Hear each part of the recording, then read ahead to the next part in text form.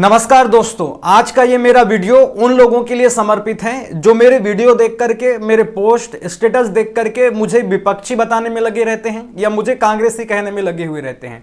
उनको समर्पित है ये आज का मेरा ये वीडियो। उनको लगता है कि मैं मोदी सरकार से, वर्तमान की बीजेपी सरकार से सवाल करता हूं तो ये कांग्रेसी है, ये विपक्षी है, ये घोर अंध विरोधी है मोदी का, ऐसा उन लोगों को लगता है। इसलिए आज इस वीडियो में मैं क्लियर कर दे रहा हूं कि मैं किसी के पक्ष में नहीं हूं, ना ही मैं विपक्ष में हूं, ना ही मैं पक्ष में हूं, ना ही मैं मोदी का अंध विरोधी हूं और ना ही मैं कांग्रेस का भक्त हूं और मैं कांग्रेस के पक्ष में हूं या विपक्षियों के साथ खड़ा हूं। ऐसा बिल्कुल भी नहीं है। और क्यों मैं ये बोल रहा हूं? क्योंकि जो जहां पर सही है उसे मैं वहां पर सही बोलता हूं और जो जहां पर गलत है उसे मैं वहां पर गलत बोलता हूं।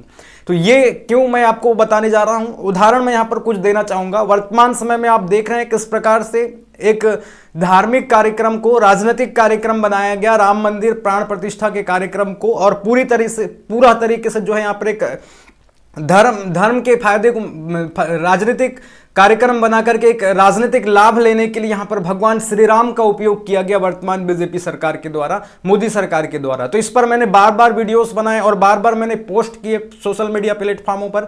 तो मुझे कांग्रेसी कहने में लगे हुए हैं कुछ लोग और विपक्षी कहने में लगे हुए हैं कुछ लोग। तो उनको मैं बता देता हूं कि जब भी कांग्रेस भी गलत करती है तो उनके ऊपर भी मैं सवाल खड़ा करता हूं, क्योंकि वर्तमान में कांग्रेस सत्ता में नहीं है केंद्र में, और जो सत्ता में रहता है उसी से ज्यादा सवाल किए जाते हैं और उसी से ही सवाल किए जाते हैं। इसलिए ज्यादा सवाल और खास तौर पर बड़े सवाल मोदी सत्ता से होती है, वर्तमान की सरकार से होती है। इसलिए आपको लगता है कि मैं कांग्रेसी हूं, विपक्षी हूं, लेकिन ऐसी बात नहीं है। जब भी मैंने कई वीडियोस ऐसे बनाए हैं और कई पोस्ट ऐसे मैंने शेयर किए हैं जिनमें कांग्रेस के खिलाफ मैंने बात किया है। आप देखते हैं आजादी के बाद से कांग्रेस ने किस प्रकार से मुस्लिम तुष्टीकरण की राजनीति को अपनाया। कांग्रेस के जो बड़े बड़े नेता हैं वो कभी आरएसएस पर बैन करने की बात करते हैं, कभी बजरंग दल पर बैन करने की बात करते हैं। तो मैंने स्पष्ट रूप से अपनी बातें रखा है कि संगठन को बैन करने की बातें मत करो, उनमें जो उपद्रवी तत्व होते हैं उनको बैन करो। बजरंग दल पूरी तरीके से बैन करने के लिए नहीं है, उनमें भी कुछ उपद्रवी होते हैं, उनको अंदर किया जा सकता है, लेकिन पूरी तरीके से किसी संगठन को बैन करने की बात नहीं की जा सकती है। इसको लेकर के भी मैंने बार बार कांग्रेस को घेरने की कोशिश की थी। जब कर्नाटक चुनाव के समय कांग्रेस बजरंग दल को बैन करने की बात कह रही थी तब भी मैंने अपनी बातें रखी थी। दूसरी बात मैंने ये भी रखी थी कि कश्मीर फाइल्स जैसे फिल्में और केरला फाइल्स जैसी फिल्में जब आई थी तब भी मैंने कांग्रेस के काले चिट्ठे खोल करके सोशल मीडिया प्लेटफॉर्मों में शेयर किया था किस प्रकार से कश्मीर में हिंदुओं के साथ अत्याचार हुआ, हिंदू पंडितों के साथ अत्याचार हुआ था, उनके साथ कत्लेआम हुआ था, और उसकी पृष्ठभूमि कांग्रेस सरकार से ही तैयार हुई थी और कांग्रेस सरकार ने ही वहां पर जड़े जमानी दी थी वहां पर उन आतंकियों को, उन मुस्लिम परस्त आतंकियों को जिन्होंने कश्मीरी पंडितों का कत्लेआम किया था।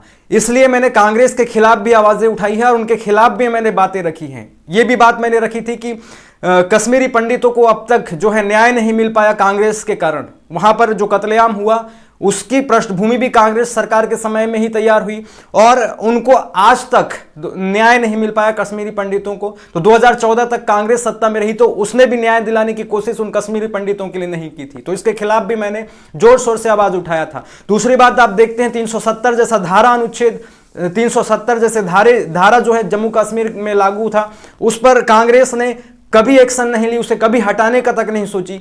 तो उसके खिलाफ भी मैंने कांग्रेस को घेरने की कोशिश की थी। और जब 370 हटाया गया मोदी सत्ता के द्वारा, बीजेपी सरकार के द्वारा, तो इस पर मैंने मोदी सरकार की वाहवाही भी की थी। लेकिन आपको जब मैं मोदी सरकार की वाहवाही करता हूं तब आपको मेरी चीजें दिखाई नहीं देती है या देख करके भी आप अनदेखा कर देते हैं। और जब मैं कांग्रेस की खिंचाई करता हूं, जब मैं कांग्रेस की गलतियों को दिखाने का काम करता हूं तो वो आपको नहीं दिखता है। यानी कि आपको लगता है कि ये मोदी विरोधी है और ये विपक्षी है, लेकिन ऐसा नहीं है। यहां पर मैं स्पष्ट कर देना चाह रहा हूं। दूसरी बात, आप देखते हैं वर्तमान समय में जो राम मंदिर का फैसला आया है, सुप्रीम कोर्ट से जो फैसला 2019 में आया, तत्पश्चात राम मंदिर का निर्माण कार्य शुरू हुआ।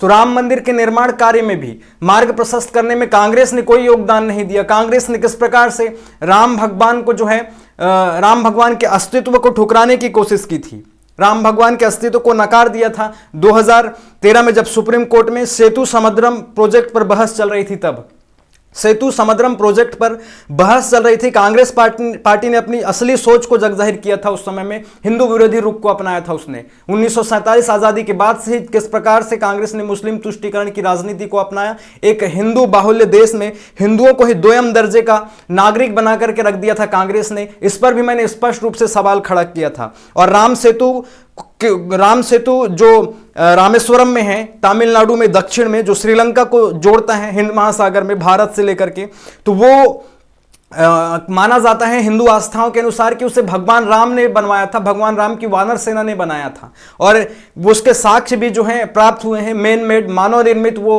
बांध है, ऐसे साक्ष्य नासा ने भी प्रस्तुत किए हैं। उसके पश्चात भी कांग्रेस ने हिंदू आस्थाओं को ठेस पहुंचाने के लिए उसे जो है काल्पनिक बता दिया था, राम भगवान के चरित्र को काल्पनिक बताया था। दूसरी बात, राम भगवान को एक कोरी कल्पना बता दिया था। तो इस पर भी मैंने कई बार आवाज उठाई, लेकिन आप इन चीजों को नहीं देखते हैं और आप बोल देते हैं कि तुम कांग्रेसी हो। तो ऐसा नहीं है, आप थोड़ा सा यहां पर ध्यान दीजिएगा। और दूसरी बात, राम मंदिर का जब फैसला आया तो बीजेपी ने इसके लिए मेहनत की थी, फिर चाहे वो लाल कृष्ण आडवाणी हो, फिर चाहे अटल बिहारी वाजपेयी हो, तो एक लंबी श्रृंखला जो है बीजेपी, आरएसएस, हिंदुवादी संगठनों का रहा है राम मंदिर के निर्माण में। तो उनको श्रेय देने का भी काम मैंने अपने सोशल मीडिया प्लेटफॉर्मों के माध्यम से किया है।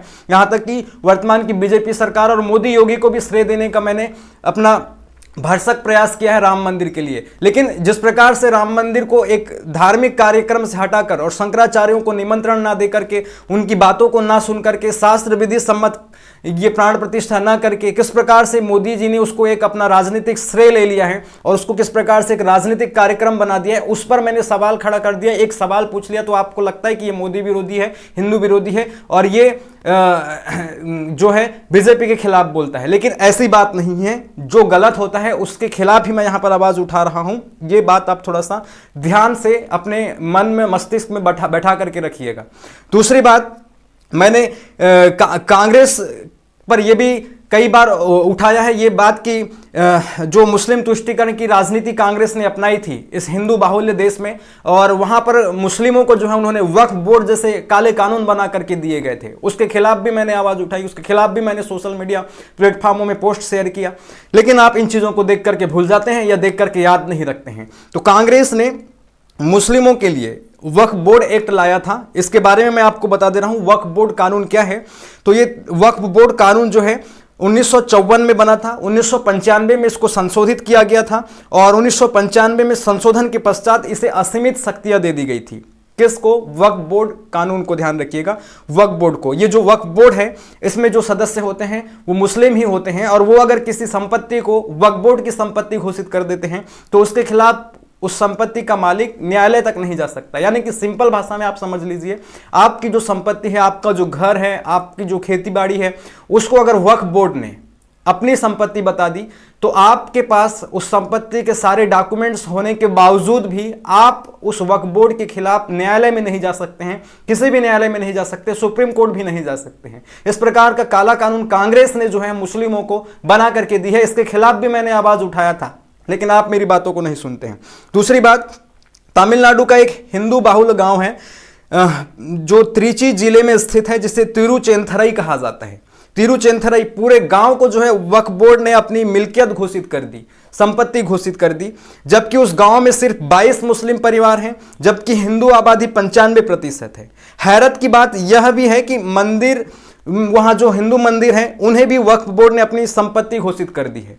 और ग्रामीणों को कहना है कि ये जो मंदिर है वहां पर 1500 वर्ष पुराने हैं। यानी कि दुनिया में इस्लाम के आने से पहले से ही तमिलनाडु में वो तिरुचेंथरई गांव में मंदिर थे। यानी कि जब इस्लाम का उदय नहीं हुआ था तब से वो मंदिर वहां पर बने हुए हैं और उस मंदिर को वक्फ बोर्ड ने अपनी संपत्ति घोषित कर दी। तो इस प्रकार से काले कानून मुस्लिम तुष्टीकरण के लिए कांग्रेस ने बना करके दी है। तो इसके खिलाफ भी मैंने कितनी बार बातें कही है, कितनी बार मैंने अपने वीडियोस बनाए हैं, लेकिन फिर भी आपको लगता है कि मैं कांग्रेसी हूं, विपक्षी हूं, केवल मोदी से सवाल करता हूं, बीजेपी से सवाल करता हूं। तमिलनाडु में तख्ता पलट होता है, सरकार आती है, कर्नाटक में कांग्रेस की सरकार आती है, तमिलनाडु में कांग्रेस की सरकार आती है, तो वहां पर मैं सवाल खड़ा नहीं करता हूं। ऐसा आपको लगता है, लेकिन ऐसा नहीं है। केंद्र में जो सत्ता में है उसी से मैं ज्यादा सवाल करता हूं और केंद्र में मोदी जी की सत्ता है, तो मोदी से ज्यादा सवाल मेरे होते हैं। इसलिए आप ये ना समझें कि मैं मोदी का विरोधी हूं। मैं मोदी का बिल्कुल विरोधी नहीं हूं, मैं बीजेपी का बिल्कुल विरोधी नहीं हूं। अब तक मैंने मोदी को ही वोट दिया है, 2014 में भी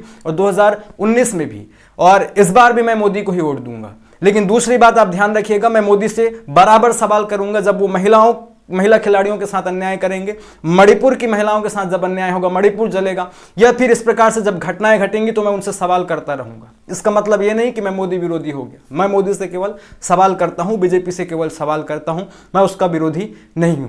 ध्यान रखिएगा। इस वीडियो में इतना ही रखते हैं, हम नेक्स्ट वीडियो में आपके साथ मिलेंगे, और आप बने रहिएगा मेरे साथ इस वीडियो मेरे चैनल में, और यूट्यूब चैनल को सब्सक्राइब जरूर करें अगर आप तक से सब्सक्राइब नहीं किया है तो, और वीडियो को दोस्तों के साथ शेयर जरूर करें। धन्यवाद। जय हिंद।